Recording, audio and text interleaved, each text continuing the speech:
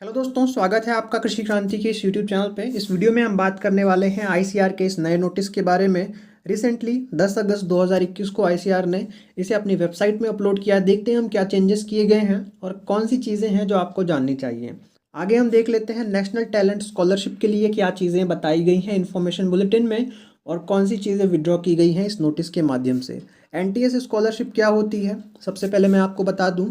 Under graduate courses और post graduate courses में जब आप अपने डोमिसाइल स्टेट के अलावा किसी दूसरे राज्य में एडमिशन लेते हैं, किसी दूसरे स्टेट में एडमिशन लेते हैं, तब आपको एक स्कॉलरशिप आईसीआर प्रोवाइड करता है। उसे हम बोलते हैं आईसीआर की नेशनल टैलेंट स्कॉलरशिप। पीएचडी के अंदर आपकी एनटीएस नहीं मिलती है। पीएचडी में आपका केवल एसआरएफ ही आपको मिलता है। यहाँ पे एक पर्टिकुलर पैराग्राफ लिया गया है और इसको बोला गया है कि ये अभी विड्रॉ किया जाता है। मतलब आपका जो इन्फॉर्मेशन बुलेटिन एक वैलिड डॉक्यूमेंट है, उसमें से ये लाइन हटाई जा रही है। कुल मिला के नोटिस यही है। अब हम चलते हैं सीधा इन्फॉर्मेशन बुलेटिन में और पढ़ते हैं इसका रेफरेंस, इसका ओवरऑल रेफरेंस क्या था, क्योंकि यहाँ से आप पढ़ेंगे तो आपको कुछ भी समझ में नहीं आएगा। ऐसे सभी स्टूडेंट्स जो 21 में एग्जामिनेशन देने वाले हैं आईसीआर का, बस इतना आपको ध्यान में रखना है यूजी और पीजी के लिए कि अपने स्टेट के अलावा किसी दूसरे स्टेट में एडमिशन लेना है तो आप एलिजिबल हो जाएंगे नेशनल टैलेंट स्कॉलरशिप के लिए। यूजी में आपको ये 3000 मिलती है और पीजी के लिए आपको 5000 मिलती है। फिर जब आपका एडमिशन हो जाएगा फाइनली, तो यहाँ पे डिटेल्ड गाइडलाइंस बताई गई हैं। इसको आप उस टाइम पे अच्छे से पढ़ लें। अभी इसका कोई लॉजिकली देखें तो मतलब नहीं है। यहाँ पे 2 पॉइंट्स हमें और ध्यान में रखने हैं। आपकी जो 2 सेंट्रल यूनिवर्सिटी है, आरएलबी-सीयू झांसी और डॉक्टर आरपी-सीयू पूसा, केवल यहाँ पे आईसीआर एग्जामिनेशन से ही आप एडमिशन ले सकते हैं। यहाँ पे बहुत सारे ऐसे कोर्सेज़ हैं जिसमें एक्रेडिशन नहीं अवेलेबल है आईसीआर का। यहाँ पे एडमिशन का कोई दूसरा रास्ता नहीं है, ना तो झांसी में ना तो पूसा में। तो आईसीआर को मजबूरी के तहत यहाँ पे बच्चों का एडमिशन करवाना पड़ रहा है। और स्टूडेंट्स भी चेक नहीं करते हैं कि यहाँ पे झांसी में कौन से कोर्स में आईसीआर एक्रेडिशन है, पूसा में कौन से कोर्स में एक्रेडिशन है, और आंख बंद करके वो एडमिशन ले लेते हैं। 2019 तक तो कोई प्रॉब्लम नहीं थी। यहाँ पे जो स्टूडेंट्स एडमिशन ले रहे थे उनको बाकायदा स्कॉलरशिप मिल रही थी। लेकिन आईसीआर ने, काउंसिल ने डिसाइड किया कि फ्रॉम द सेशन ऑफ 2020-21 मतलब लास्ट ईयर से, कि आपकी स्कॉलरशिप प्रोवाइड तभी करी जाएगी उस कोर्स में अगर पर्टिकुलर एक्रेडिशन अवेलेबल है तो। अदरवाइज़ आपका अगर एक्रेडिशन नहीं है तो स्कॉलरशिप आपको अपने बजट से ही देना पड़ेगा। सेंट्रल एग्रीकल्चरल यूनिवर्सिटी का बजट डायरेक्टली आपका एग्रीकल्चर मिनिस्ट्री से रिलीज़ होता है। तो आईसीआर ने बोला कि आप अपने बजट से ही अपने स्टूडेंट्स को स्कॉलरशिप दें अगर आपके किसी कोर्स में एक्रेडिटेशन अवेलेबल नहीं है तो।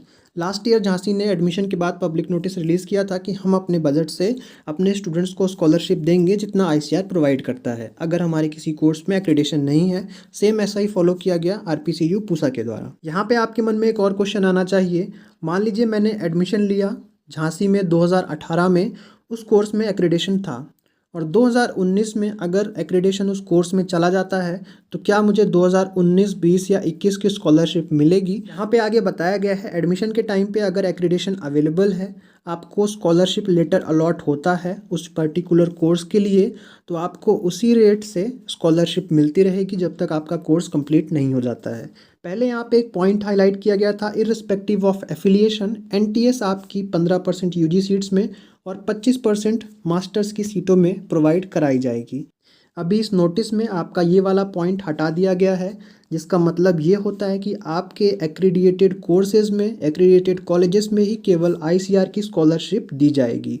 अगर किसी पर्टिकुलर कोर्स में आप एडमिशन ले रहे हैं और वहाँ पे आईसीआर का एक्रेडिटेशन नहीं है तो आपको आईसीआर की एनटीएस स्कॉलरशिप नहीं मिलेगी। अब ये डिपेंड करता है कॉलेज के ऊपर और उस यूनिवर्सिटी के ऊपर। अगर वो अपने बजट से स्कॉलरशिप आपको देना चाहते हैं तो वो दे सकते हैं, अदरवाइज आईसीआर की रिस्पॉन्सिबिलिटी नहीं है आपको स्कॉलरशिप देने के लिए। यहाँ पे हम लॉजिकली देखें तो अगर कोई यूनिवर्सिटी चॉइस लिस्ट में डिस्प्ले की जा रही है और वो स्टेट एग्रीकल्चर यूनिवर्सिटी है तो वहाँ पे एक्रेडिटेशन अवेलेबल है उस साल के लिए। लेकिन आपको थोड़ा सा देखना पड़ेगा अगर वो यूनिवर्सिटी सेंट्रल यूनिवर्सिटी है या डीम्ड यूनिवर्सिटी है। सेंट्रल यूनिवर्सिटी हमने डिस्कस कर लिया, और डीम्ड यूनिवर्सिटी जैसे एनडीआरआई हो गई और आपकी आईआरआई हो गई, आईवीआरआई हो गई और सीआईएफई हो गई।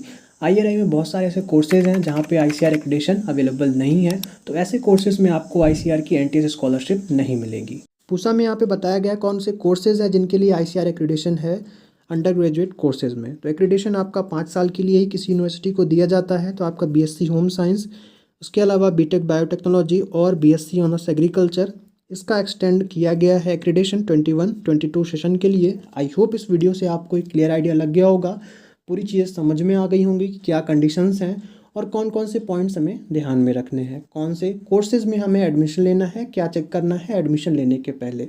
दोस्तों इस वीडियो में इतना ही। आशा करता हूँ आपको ये वीडियो ज़रूर पसंद आया होगा। पसंद आया तो इस वीडियो को लाइक करें, अपने दोस्तों तक इस वीडियो को शेयर करें। मिलता हूँ मैं आपको किसी नए वीडियो में किसी नए अपडेट के साथ। तब तक स्वस्थ रहें, मस्त रहें, देखते रहें कृषि क्रांति यूट्यूब चैनल सचित आनंद के साथ। बहुत बहुत धन्यवाद।